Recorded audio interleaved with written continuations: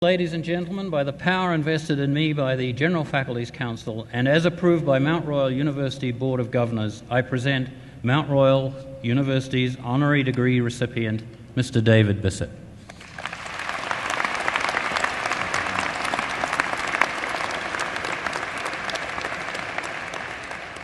Good afternoon, ladies and gentlemen. I would first like to thank the faculty, the Office of the President, and the Board of Governors for this great honor.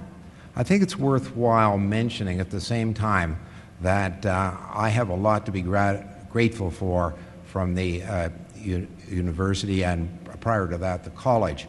When I was in my very early stages of business, in 1986, I started in 1982, the university was looking for an investment manager, and we were lucky enough to be selected as that investment manager.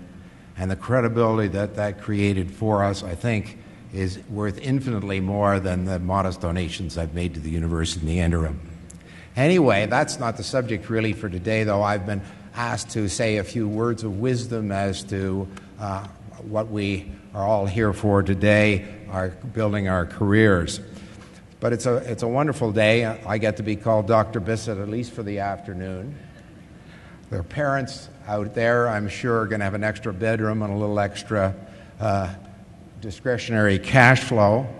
And the students are going to enter into probably the best job market that we've seen since the 1970s, so lucky you.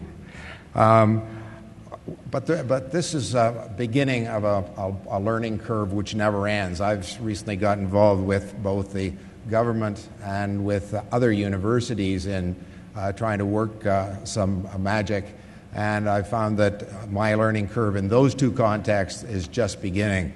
So if I could just share a few things with you that I think, you may not get them right now, but I think you will over time. And the first one is, don't make enemies on purpose unless there's a really big payoff. You'll make enough of them by mistake, and I just think a good little story about that is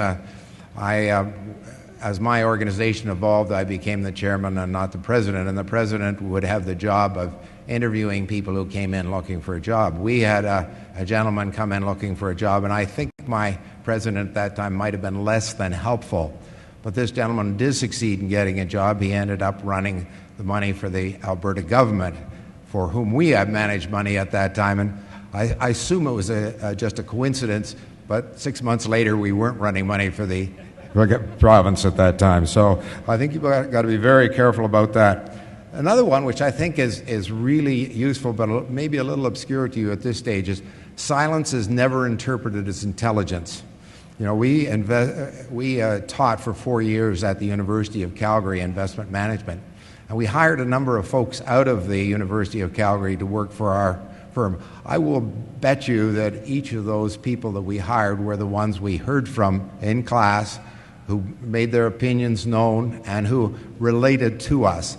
And I think once you get out into business, and particularly into a large corporate environment, it's particularly important to develop interpersonal relations and to be there and speaking up on an ongoing basis.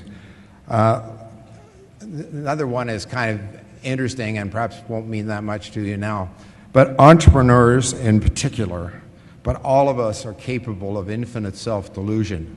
And I think a pretty good example of that, if you were following the Facebook IPO that just occurred a week or so ago, in the face of a declining stock market, they raised the price twice and then added a very significant amount of stock to the issue, and then they were surprised when it's down about 30%. You know, and I don't believe they did that thinking that anything bad would happen. But bad things do happen, and you've got to realize that people that you deal with on an ongoing basis are capable of very significant delusions, and it's particularly true of entrepreneurs who really want to believe their own story.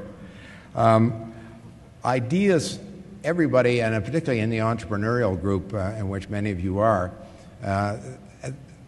there's a real misunderstanding of the value of ideas. There are an infinite number of ideas out there.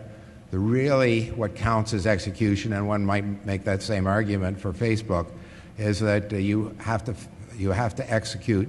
And when you're trying to raise money, you'll be very depressed to find that money talks.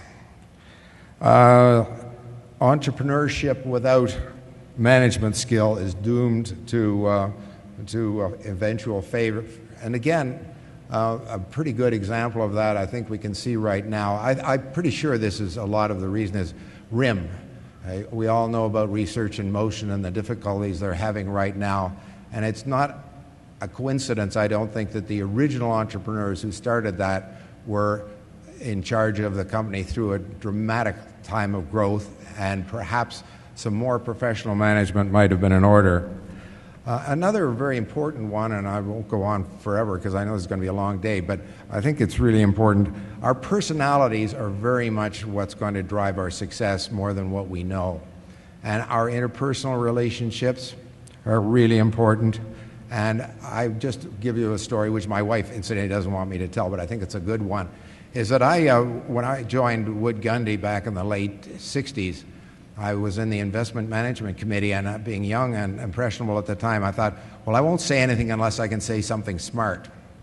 And so I didn't say anything, so I didn't stay on that committee very long. And so what they did was they said, well, I wonder what we're going to do with Bissett now. So we'll send him out to an industrial psychologist. And they did, and it came back that said, Bissett is an egotistical loner. I still am. But on the other hand, I recognize that I am. And I think self-recognition is a really important characteristic, because there's no question about it. Introverts are successful in certain things. Extroverts are successful in other things. And you have to realize who you are, first of all, and what capacity you have. And if it isn't sufficient for the job at hand, you have to adapt. As I say, I learned very quickly after that my voice was the most beautiful thing in the world, and I spoke on any subject when anyone would give me an opportunity. Lastly, the most beautiful word in the English language is your own name. And if you think of that, then it's equally true of everybody in the room, and the use of people's name. And this is really embarrassing to me because I can never remember names, but it's very, very important to use people's names. I'm sorry, there is one final. Get a mentor. You know, if you get into a corporate environment, you don't know everything the day you walk in the door, despite the fact that you've been told that you do. And it's really important to, A, for political reasons and also for just finding out how the system works within an organization. I had a wonderful mentor when I was at Power Corporation by the name of Frank Knowles, and I would not have succeeded without him, and I really appreciate that. And so you have had a fabulous learning experience. I think you're really set to go here, particularly given the environment in which we find ourselves. But I'd just like to remind you before I leave the stage that Mount Royal will know where you are. They're going to follow you along, and they're going to get their money back in due course. So be ready for that. Thank you very much.